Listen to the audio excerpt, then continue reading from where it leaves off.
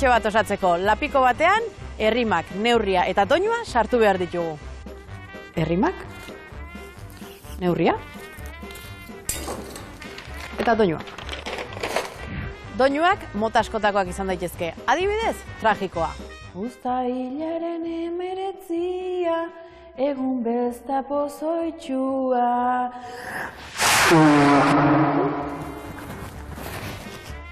Sehaskakoa. Lara, lara, larara, lara, lararara, inga hartulo. Lara, lararara. Edo dantzatzekoa. Mendiko umean, naiz, Hauek eta askoz gehiago daude bertso doinutegian, eta gaurko hitzetik hortzeran horixe egingo dugu. Doinutegia astindu. Norekin? Miren Izagirrerekin, doinutegi batzordeko kide eta musikologoarekin. Eta gaurkoan ere, bi bertso jaialdi ditugu zuei eskaintzeko. Soraluzen egintzen Senyora Bertso Egunekoa eta Iruñeko Bertso Arokoa. Ze doinutan arituko garen? Zuek aukeratu, 3.000 baino gehiago daude.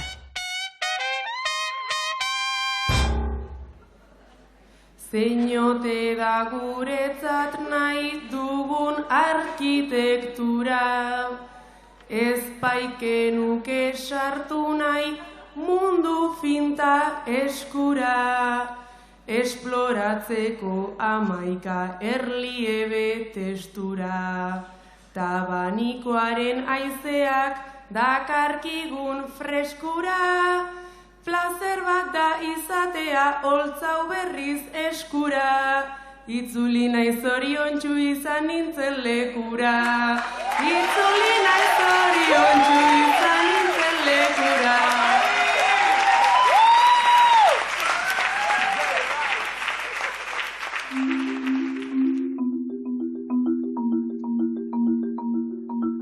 Bertso doinuei buruz ariko gara gaurko programan, eta horretarako Hondarribira etorri gara.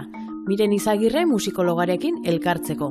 Doinutegi batzordeko kidea da Miren, eta bertso doinutegiaren ezaugarri eta klabe desberdinei buruz ariko gara berarekin. Miren, bertso doinutegiari buruz hitz egiteko elkartu gara zurekin, baina zuet zatoz bertso mundutik. Ez, musikaren mundutik natoz, baina musikariare ez naiz, Musikarekin harremana badaukat, baina musika praktikoarekin oso gutxi egia esan. Gertatzen dena da, aurten justo musika eskolara puntatu nahitzela, 30 urte eta gero, pixka probatzeko edo. Musikologoa zara beraz, imaginatzen duzu zure bizitza musikarik edo musikaririk gabe? Bueno, ni askotan egon naiz musikarengatik aldendua, bizitzan sortatzen diren momentu edo goeren ondorioz, ez? Baina ez zait gustatzen edo naiz ondo sentitzen. Eta horregatik horrako fasetan edo, beti saiatu izan du naiz musikarekiko lotura hori berriro berreskuratzen, ez? Eta zure bizitzari bertso doinu bat jarri beharko bazenio? Ze doinu? Edo nolako doinua jarriko zenioke? Zakit, egia esan. Nire bizitza izan nola marra, zuzen, progresibo, perfektu bat.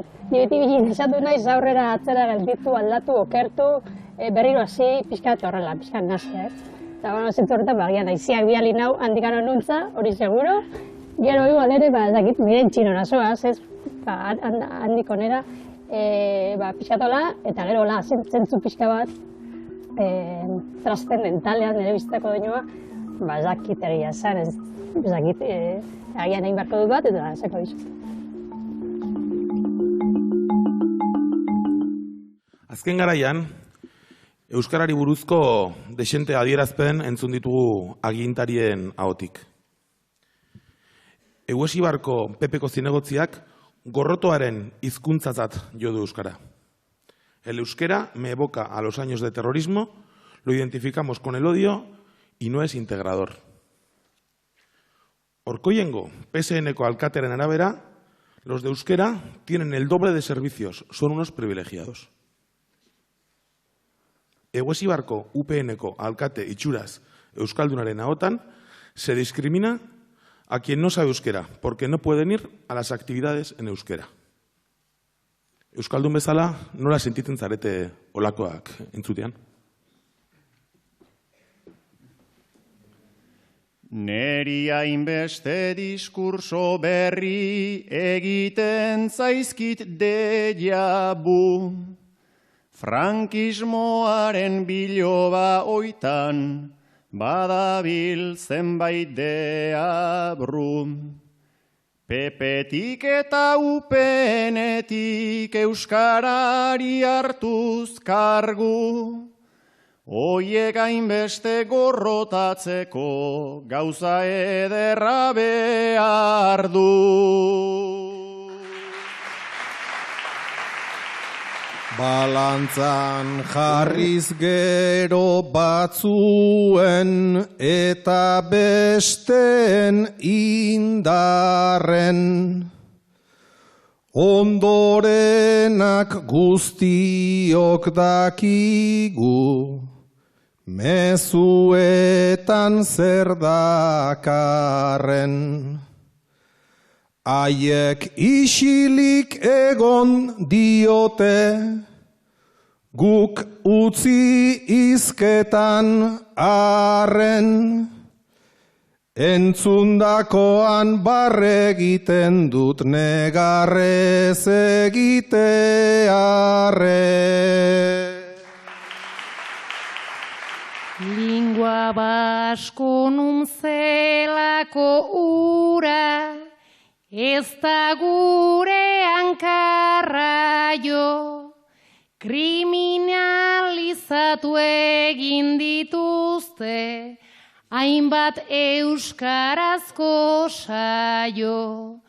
UPN-eren diskurtsoari, harriduraz sonatzaio, orain zapaldua egoteari, privilegio deitzen zaio. Isiltzeraino jeitsi nahi dute euskararen volumena, ta ezaguna iruditu zait hauen diskurtso hauena.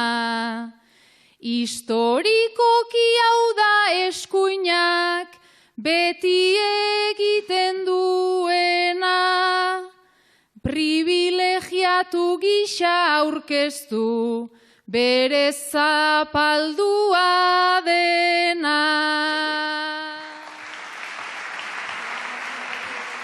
Bazterkeria aipatzen dute eta arreta jarriz itzan, nire amorrua haunditu oizait nire barruko gerizan. Baina bertso bat kantatu ala edozein holtzan bizitzan, sentitu oinaiz zaplasteko bat emanen banien gisa.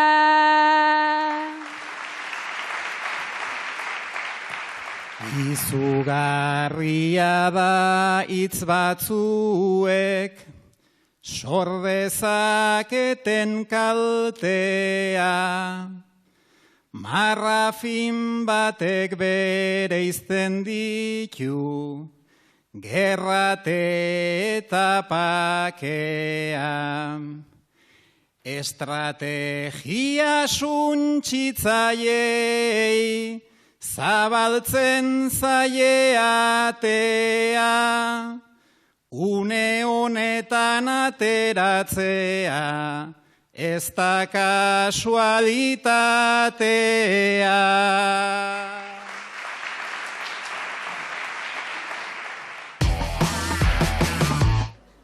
Bueno, zuek biok umetatik elkar ezagutzen duzu eta gaur egun ere lagun minak zarete. Orain arte ez duzue era honetako kezkarik edo izan, baina urteak aurrera joan ala Nerea, konturatu zara zahartzaroari buruz gero eta gehiago pentsatzen duzula. Beldurra, ez jakintasuna, estereotipoak eta inguruan dituzun zaharren irudiak nahazten zaizkizu. Gaur, bizitza osoan, zure lagun on izaten ari den Sarairi gaia atera diozu. Noiz izango zarete zaharrak eta nola zahartu nahi duzue?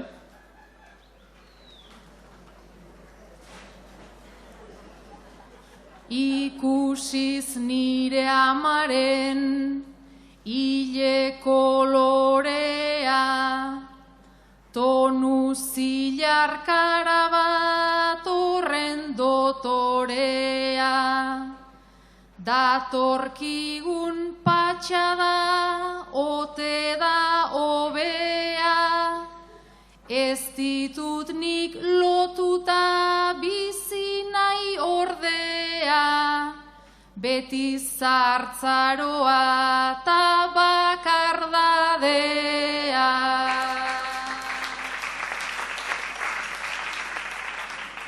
Horretan pentsatu oi duzuzuk gauero, ala bada bihurtu behar zara ero. Nik nahiago dut bizi nire egun oro, beti egon bagara elkarrekin ondo, etorkizunean ere zeba ez naiz egongo. Etzazu txarto hartu hortaz galdetzean, baina zer bibideak noizbait aldentzean, biziko naiz pixuan edo zarretxean, nori hotxe egingo diot gero gau beltzean, inork ez du pentsatzen zeuk pentsatu ezean.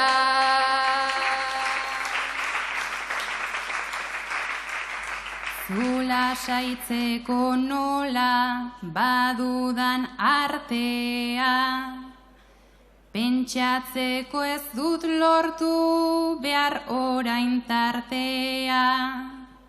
Gerora begiratuz nerea maitea, hau zer da filosofa xamarra izatea, edota daukazuna da antxietatea.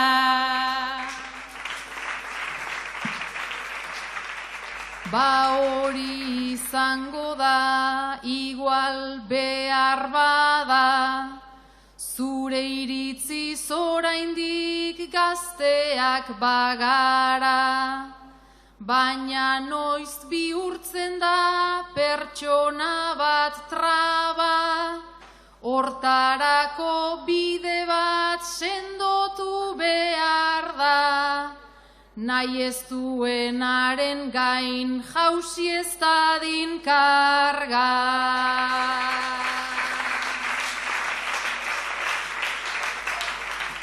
Kudeatuko duzu unea iritsita, orain orainarekin daukazuta zita, indarra sobran dugu ederki dakita, gu ikusteko daukat Kristoren irrika, ile urdinduekin horrela jantzita.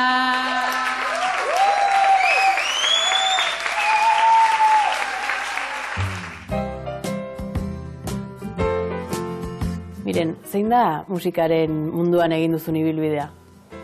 Bai, bueno, ibilbide oso xumea izan da, Ni hasi nintzen aitaekin musika ikasten, aita txistularia zen eta txistulari familikoa, errenterikoa. Eta, bueno, berak ematen zuen Hondarribi musika eskolik ez zegoen ez garai hartan, ematen zuen solfeoa eta txistoa irakasten zituen Hondarribiko ikastolako umei, gure garajean, eta horrela hasi nintzen. Historiako lizentziatura egin nuen, eta hori amaituta gero junitzen Oviedora musikologia ikastera. Eta musikologia izaten ez izugarrizko aurkikuntza. Eta zer da musikologoa izatea, zer ikertzen du musikologo batek? Azken finean da musikaren ezagutzari buruzko disiplina. Eta musikologo batek egiten duena da, musikaren fenomenoarekin harremana daukan edozein gai sakonean aztertu, eta batzutan hori gizarteratzen saiatu. adibidez, konpositore baten obra berriak deskubritu, gero, interpretatu ahal izateko, edo obra horren analizi sakon bat egin, bere ezaugarri estilistikoak eta ateratzeko, edo etnomusikologiatik galtzen adiri kantu batzuk jasotzea, ez? Eta musikologiaren barruan, musikologia feministan, zara aditua. Bai, masterrean 2017an ikasgai hori izan nuen, Pilar Ramos irakaslearekin, musikologia feministan erreferentea dena, eta horra zinitzen buru belarri musika eta generoa eta emakume musikagileen historia ezagutzen eta ikertzen. Oso ez ezagunak izan dire, duela gutxi arte, baina egia da ere, azkeneko urtetan asko aldatzen ari dela eta asko mugitzen ari dela gai hau musika klasikoaren munduan. Beraz, musikan ere, emakumeak beti itzalean historian zehar. Bueno, musika klasikoa izan da oso arlo kontserbadorea eta orkesta mundua bereiziki. Eta batez ere, prestigio duen orkestetan oso zaila izan da ibilbide hori. Bueno, Sarai, Leiari buruz kantatzeko eskatuko dizugu. Badakigu, senyora sariketak Leiari beste leku batetik begiratu izan diola, eta hori berrikuntza handi bat izan dela bertso munduan, baina eskatuko dizugu pixkat Leiaren ikuspuntu hori bertsolaritzatik haratago eramateko. Eta nola bizi dugun Leia oro har euskal kulturgintzan, eta ze harreman dugun feministok Leiarekin.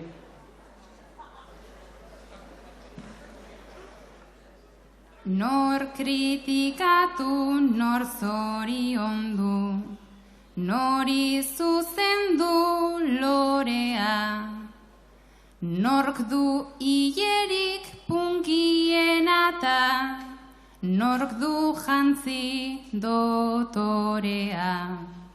Espektatibak nork bete ditu, nork du karta bat gordea.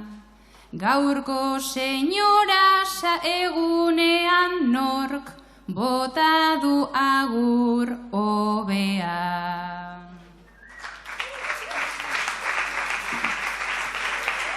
Twitterreko like eta bertsio, zein egunkariko aipu, behin hasitako ekimen ura, zeini esker da jarraitu. Ondokoari begira gaude, naiz nahi genuken amaitu.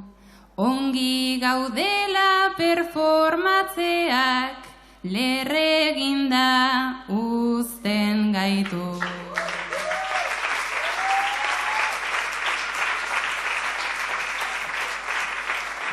Leia guztiok bizi izan dugu noizbait bertatik bertara, gure idealen kontra doala, sentituaz behar bada.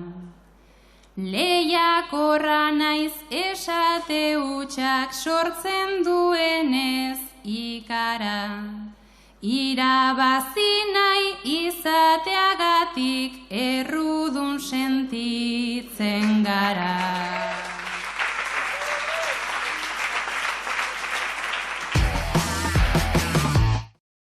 Mila 1978an gazteak zineten, eta uztailaren 8an, Sanferminetan jasotako gertaerak gertutik bizi izan zen ituzten.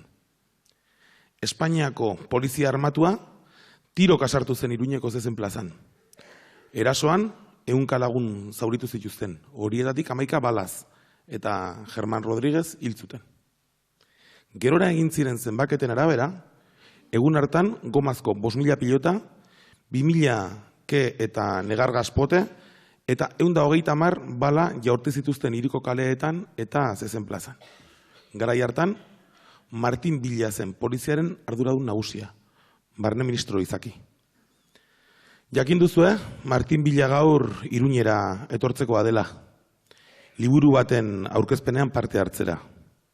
Zuentzako, eta jende gehiagorentzat ere, persona hau ez da ongi etorrea Iruñan. Horregatik, Sanferminak 78 gogoan elkarteak deitutako protestara iritsi berri zarete.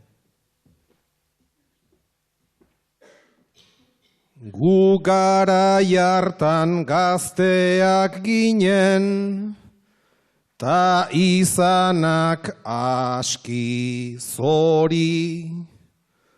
Balak pelotak bota zituzten jonairik 11 txori. Gaur Martin Bila Iruñan dago, aditu alduzu ongi. Tiren amatar agindu zuen, sasikumea da hori. Grisek gorriak ikusarazi, ta zenbat kopeta belzte, nola iragana bilakatzen den, orainaren zilborreste. Hiltzeko agindu zuen tagoaz, itzaldira justizia eske, gure biktimak balio beza, besterenak bezain beste.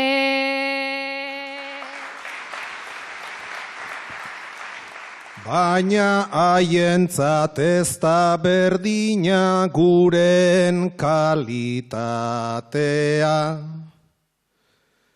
Toki guztitan, aro guztitan, ez baita berdin pakea.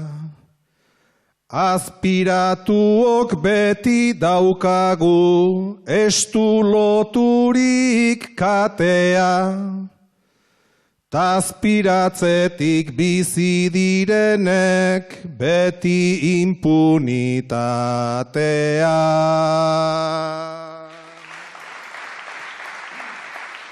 Txalo artean gauzatuko du, kontentu elkarrizketa, ta gukalean ausalatzea jendartean baita meta, baina funtxean dena antzeko, gu bazterrean gaudeta, haiek medaiak dauzkate eta gure kunetak beteta.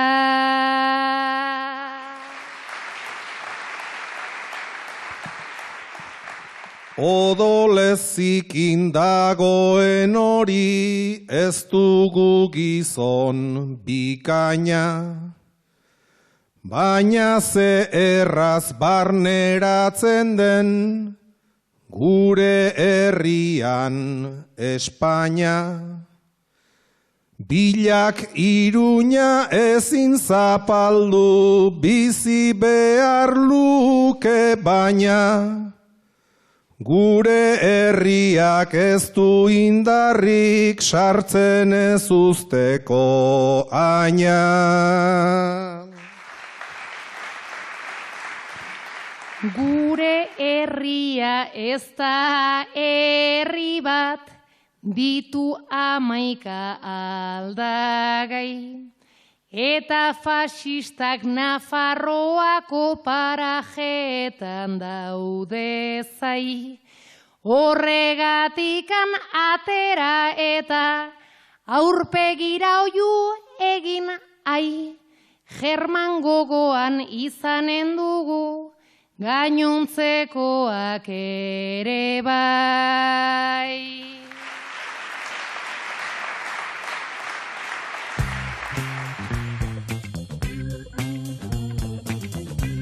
Miren, eta bertsoak ze leku du zure bizitzan? Bertso zala zara? Bueno, egia zan, leku txikia izan du, nahiko berandu arte, Kuadrillakoan, gaztetan, oso bertso zaleak bihurtu ziren, baina deritzean bereziki erakartzen. Bertso munduan izartu nintzen, 2009an, Xenpelar dokumentazioan lan egitari esker. Horra esan nintzen ni, bertsoa ezagutzen, bertsoa baloratzen eta jarraitzen. Eta hortik, bertso doinutegiko lantaldean sartzea etorri zen? Kasualidadez izan zen pixka bat. 2017ko txapelketa nagusirako, Juanito Dorronzorok laguntza eskatu zuen doinu berrien partiturak egiteko. Orduan, Senpelarrekoa, nila ez nago Senpelarren, EHUn egon ja, baina Senpelarrekoak ezagutzen induden, eta oran, niri proposatu ziaten, eta zieran ez zanien, zeren nik ez nuen inoiz zazkibapenik egin, eta gainera bertso munduan, nik nakan ezagutza berezirik ez. Ez omen zuten inora aurkitu, edo hori izan zidaten, eta berriro etorri ziren nire gana, eta baietz zanien. Orduan, esperientzia oso ona izan zen. Eta bertsolari kutxunik baduzu, jarraitzen duzun bertsolaririk, edo asko gustatzen zaizunik? Nire gustatzen zaizkit, ahotsa potentea dakatenak edo afinazioarekin oreka bat mantentzen duten bertsolari gustatzen zaizkit asko, ez? Amets gustatzen zait, Miren Amuritza gustatzen zait. Eta bertso doinu kutxunik? Eske pila bat daude, doinu kutxunak pila bat. Orokorrean edo, 8koaren erritmoa eta menoraren kutsua daukaten doinuan etzat oso borita dira. Ez tristeak, baizik, indardunak. Adibidez, beste bateko inularretan, loreak udanintza bezala, Agur Jesusen ama, horiek asko gustatzen zaizkit. Hitzetik hortzeran, gonbidatu bakoitzari eskatzen diogu bertsoaldi kutxun bat esateko. Zurea zein izango litzateke? Miren Amuritzaren Libre zara liberatxe, asko gustatu zitzaidan zer egin zuen, dora egin zuen, eta orokorrean bere doinuak erabiltzeko modua eta bere ahotsa eta nola besten duen gustatzen zait, Isil eta utxuneak, leizen tasun xumeak, ohartzerako etxetik aldegin zion umeak, isil eta utxuneak. Olatu bik alkar jota, gerora zenbat borroka, ustez bestea gazala, nork bere buruan kontra, olatu bik alkar jota. Paper zurian lau orbain, malkozko lehortzeko zain, zuri joaten ustea, neuri tokatzen zaitorain, paper zurian lau orbain. Libre zara libre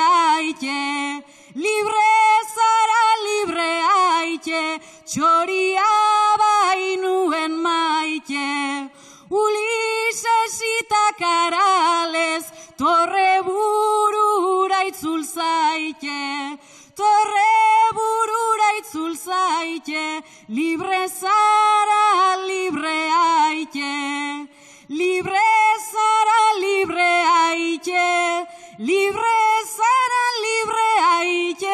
txoria bainuen maite, Ulises eta Karales, torre burura itzul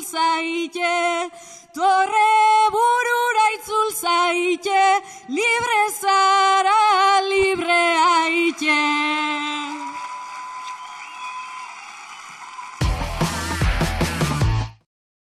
Ekine, Joseba Zironzara. Zu saioa, Kristina Ibarrola. Egunero, udaletxean egiten duzue topo, eta bertan itxurak mantendu behar dira. Gaur osteguna, juebintxore irten zarete, zuen kuadrilekin, eta komuneko hilaran egin duzue topo. Ezarri nahi duzue Euskal Nazioa, ta gaur pintxo potean dedikazioa, Komuna idatzi dute Jose obsesioa, berriz EH Bildun imposizioa, berriz EH Bildun imposizioa.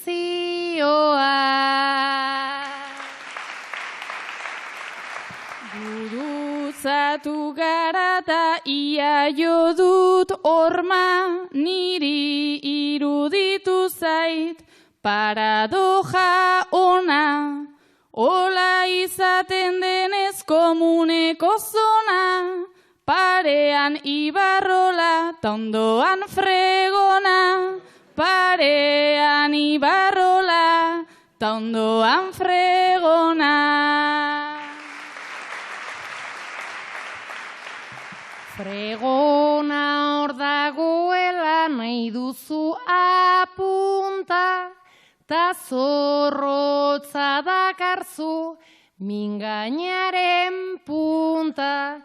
Fregona zeote da diotnik galduta, biziosoan sekula nik ez dut hartuta, biziosoan sekula nik ez dut hartuta.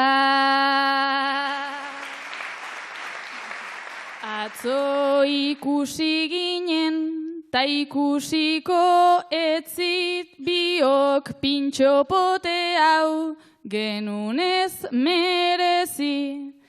Irriz agurtu nauzu izan da berezi, baina aspaldi ez dizut deus ere sinetxi, baina aspaldi ez dizut deus ere sinetxi.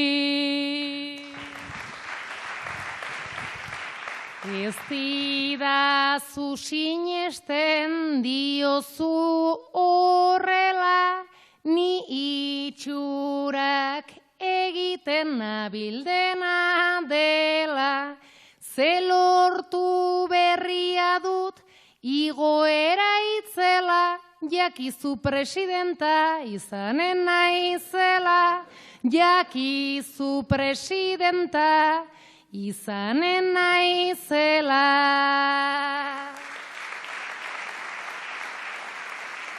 Aspaldi galdu zenun zeronen batuta, nuinbait gustuko duzu hemengo zurruta.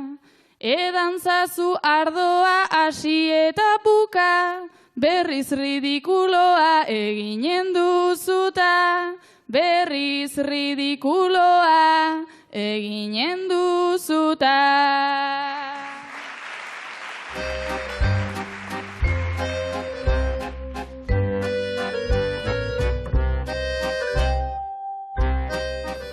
Miren, zer da bertso doinutegia? Bertso doinutegia, bertsozale elkartearen egitasmo bada.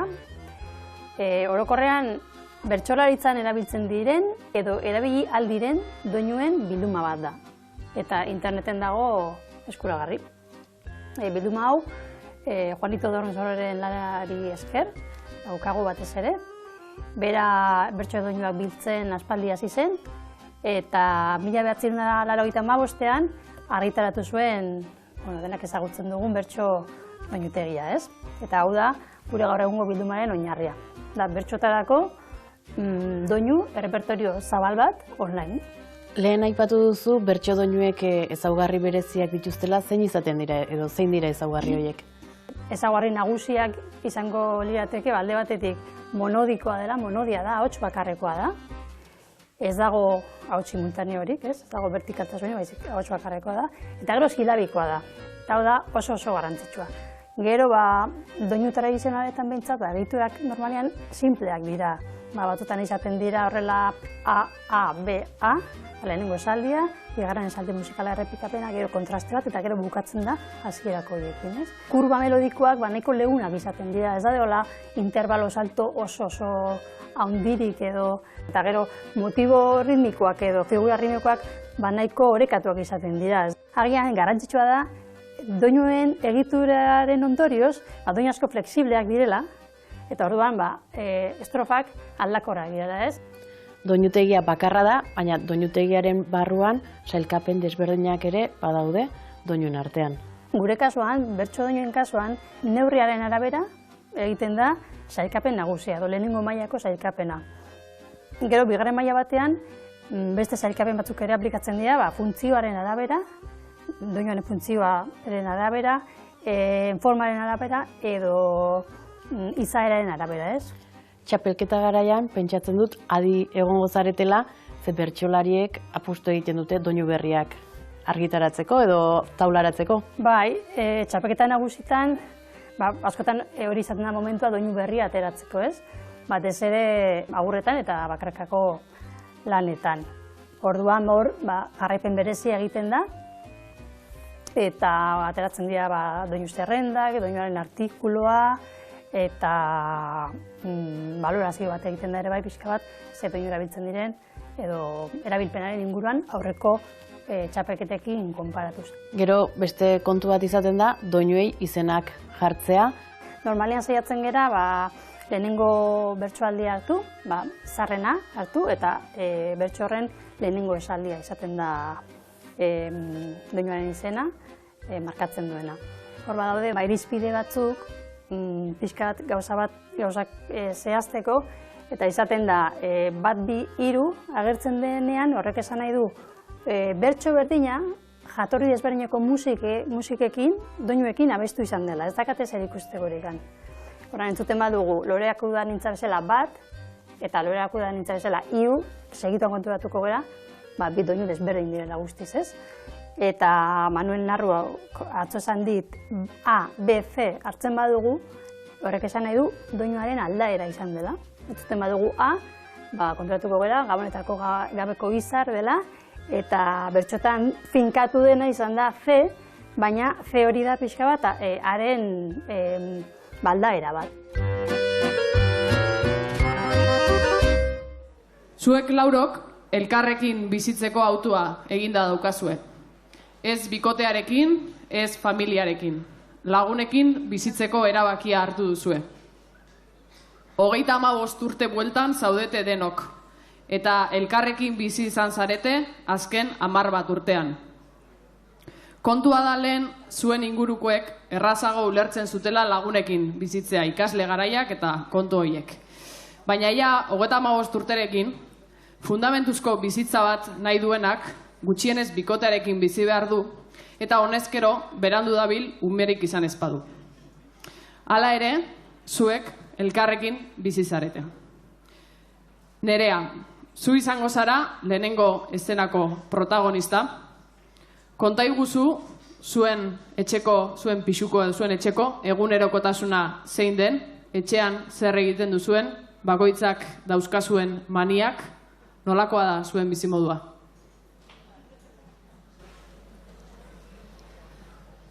Ongietorri jartzen duen alfombra haundi itzela, ikusiko duzu gure ateraino zatozela, saraik kozinatzen digu azenario pastela. Mirenek komun garbitzen, noski badauka nibela, etxeak edukiarren, behar bezala laugela, beti erdi utxik dago amaierako tunela, 7 egun dira heli, etxetik pasa ez dela. 7 egun dira heli, etxetik pasa ez dela.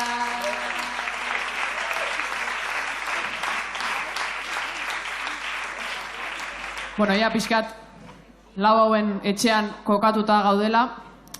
Bigarren eszena honetan, zuetak, bakoitzak, lauro kantatuko duzue, eta bakoitzak esan beharko du ze estrategia erabiltzen duen esaten dizutenean. Oraindik lagunekin bizi zara, Ze estrategia daukazue horri erantzuteko? Lagunekin bizi naiz aipatu, ta harritzen dira hainbat. Harrigarria dirudi baina, bai oindik lagunak dauzka.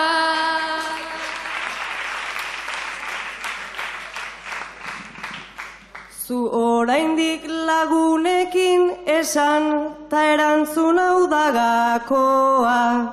Ta zuk oraindik egiten duzu gurasek esan dakoa.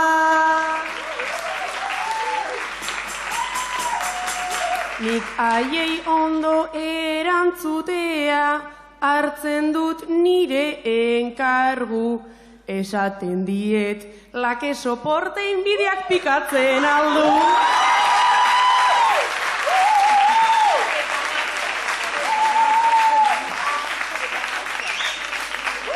Zertarako egin argudio filosofiko eitira. Pobrea naiz esan ta horrekin konforme geratzen dira. Ta erantzunik sinplena da, bibirikak bete-bete. Zergatik biziko naiz batxarto ondo bizi banaiteke. Lagunengatik inbidia da berez sentitzen duzuna. Ze zure senarrak baino gehiago garbitzen dute kumuna.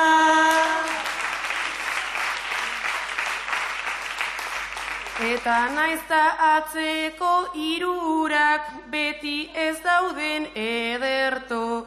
Behin sinarazi nien papel bat, hemendik inoiz ez joateko. Beste aukerek alde honen bat, naiz baduten behar bada. Barru-barruan besteak baino zoriontsuagoak gara.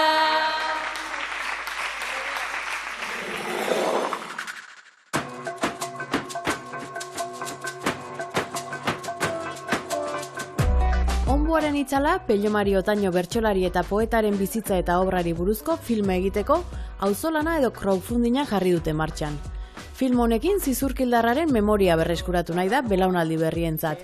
Informazio guztia eta ekarpena egiteko bidea pellomariotañoauzolana.eus atarian duzue.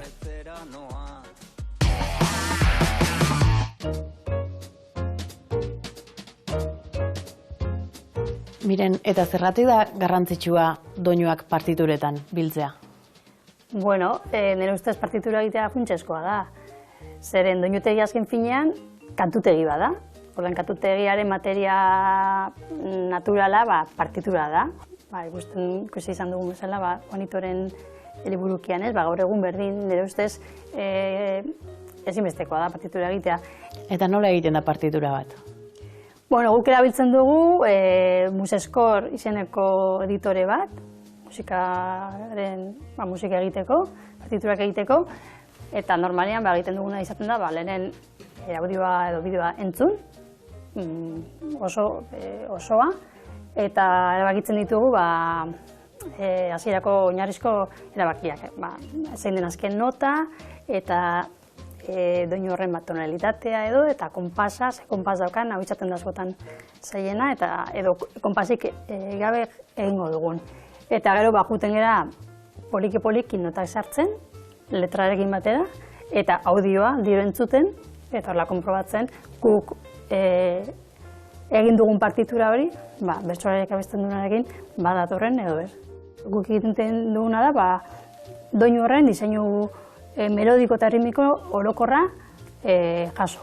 Gero, ematen diogu partiturari bertsoaren forma.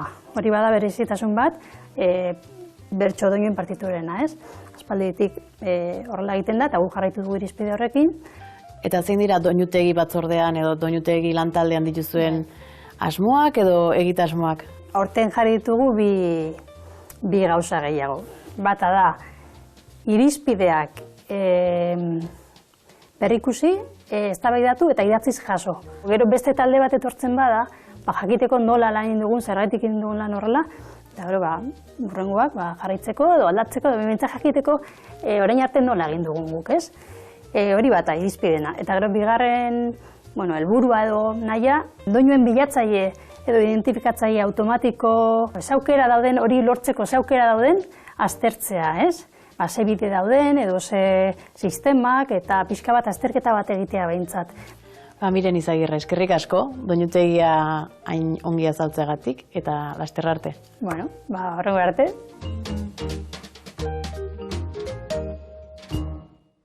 Hirugarren eszena honetan, ja harrotuta egon zareten momentu hau pasata, imaginatuko dugu domeka arratsalde bat, zuen etxeko sofan, laurok, domeka arratsalde euritsu bat, eta sakon-sakonean, 35 urte dituzue, eta hor zaudete, igande arratsalde baten, sofan, pixkat, filosofatzen edo, zakit.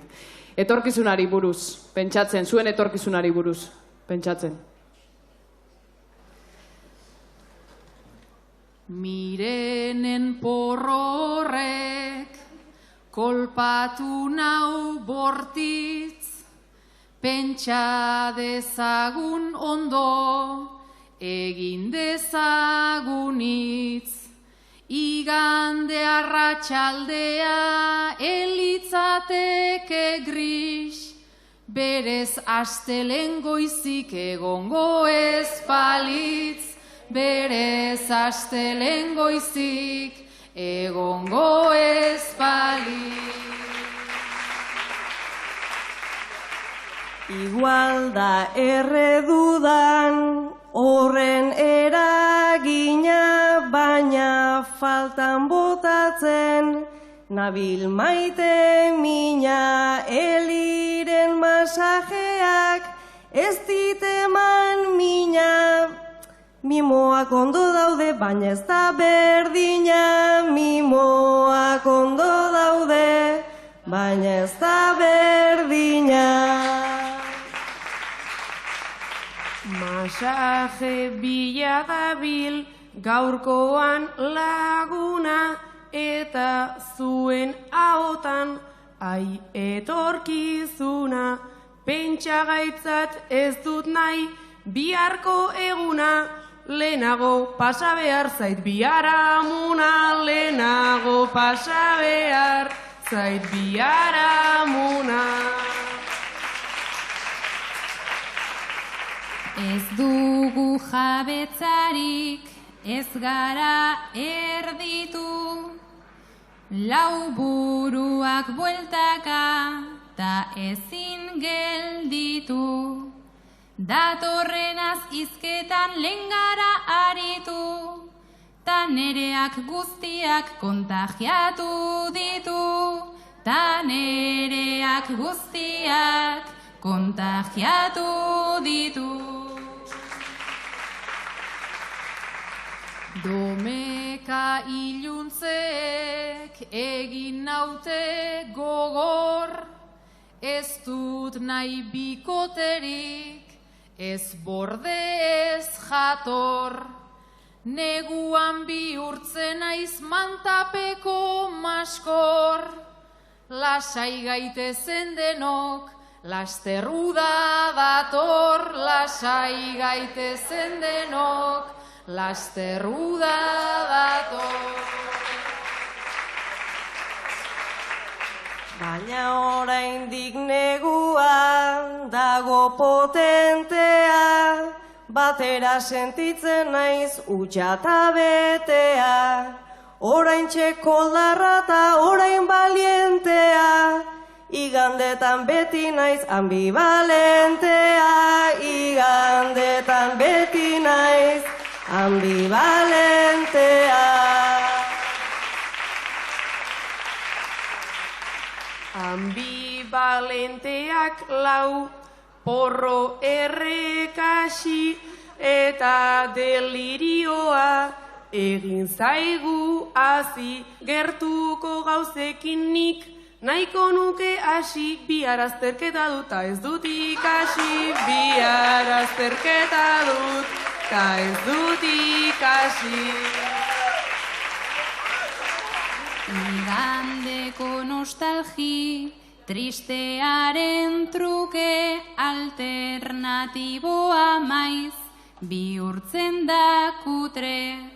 Baina pasa nahi ditut hemen 100 urte, alkiler kontratua berritzen badute.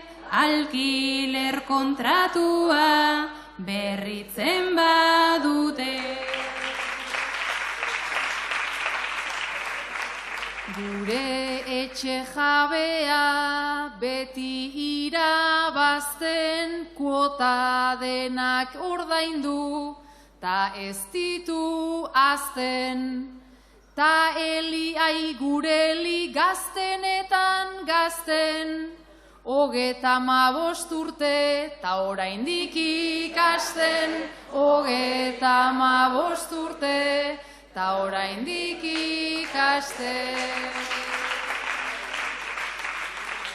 Igandea ta berriz, ostiralaren zainien naiz aste honi, aurre egiteko gaizuekin ziondo porro txusta jausi zait ai. Negar gurea daukat, baina tiaz guai. Negar gurea daukat, baina tiaz guai. Ordun jarri zeo zer, telean aurrena, Operación Triunfo edo Islarena. 35 urte behar da kemena, espiritua da gazte mantendu behar dena. Espiritua da gazte mantendu behar dena. Atzo egin zuen juerga mundiala, gaur la isla jarri nahi du, ta ez alda normala. Naizta sofan gustura, laurok egon ala, bihar datorresaka. Emozionala, bihar datorresaka. Emozionala. Bueno, eta ja pelikula bukatzeko, etorri Nerea, azken estenara. Ze pelikula, bueno, ondo bukatuko gu, ze zuek zuen hitza bete, eta 20 urte pasatabe, elkarrekin jarraitzen duzue bizitzen. Orduan, kokatuko gara, 20 urte beranduago, hau da, zuek ja 55 urte bueltan zaudete, baina oraindik ere elkarrekin bizi zarete. Nolakoa da zuen etxea, nolakoak dira zure etxekideen maniak, nolakoa da zuen egunerokotasuna. 55 urte, ta gure bizipen pila, oraindik domekaz sofan, jarri izan den kuadrilla, Elik masajeatzen dit, ziatika ta orkatila, ta Mirenek jarraitzen du, beste Netflix baten bila, Saraik kozinatzen digu, pastela edo tortilla, baina laguntasuna da, batzen gaitun perrexila. Ez da Operación Triunfo, arrakasta hildadila, baina hause da bizirik, mantendu gaituen irla.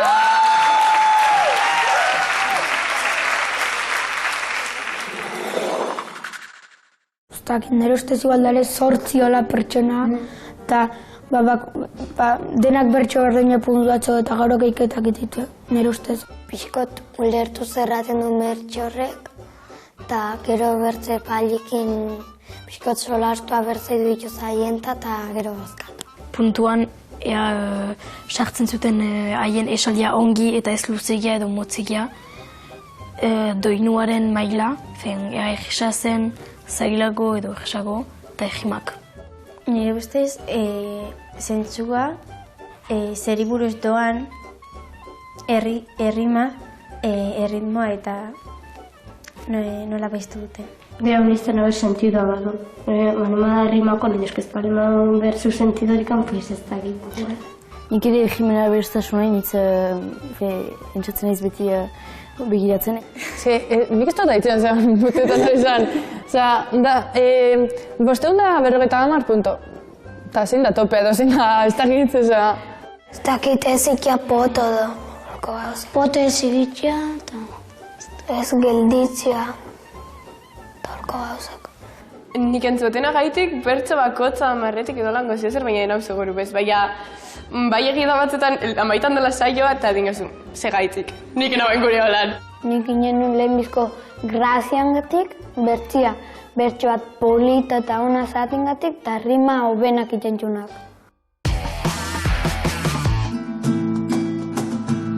Gaur egungo gaztiak haze fundamentu, xorak eriz nahi diten bizitza edertu. Bizan 30 marrak maianekin gertu, ta oraindik etzaion senarrik agertu.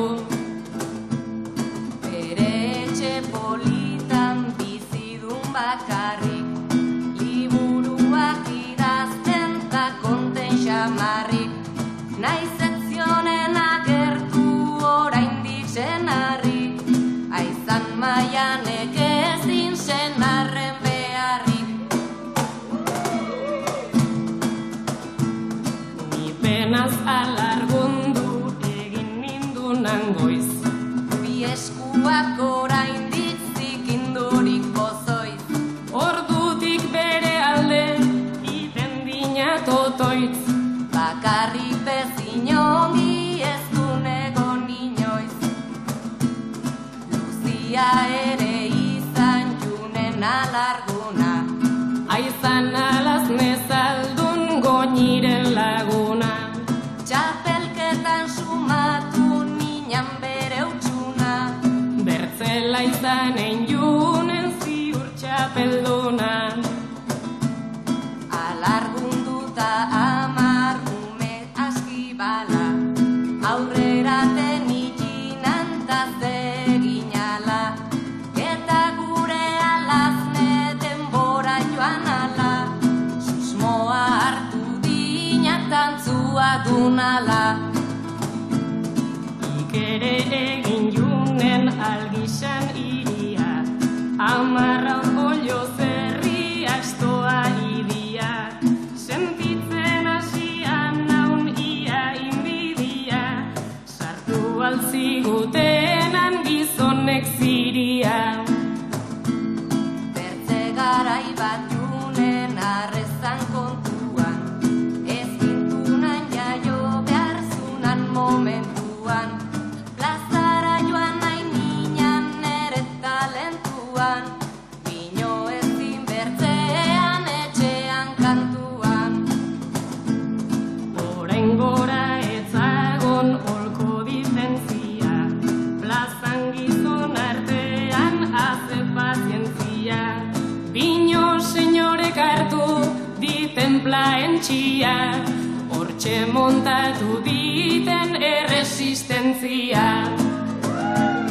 Sare bate undua sua bihotzean, historia idatziz bertso bakotxean, gelditu gintunarez plazako gozean, gaur kantatu dinagu euren ahotxean, gelditu gintunarez plazako gozean, gaur kantatu dinagu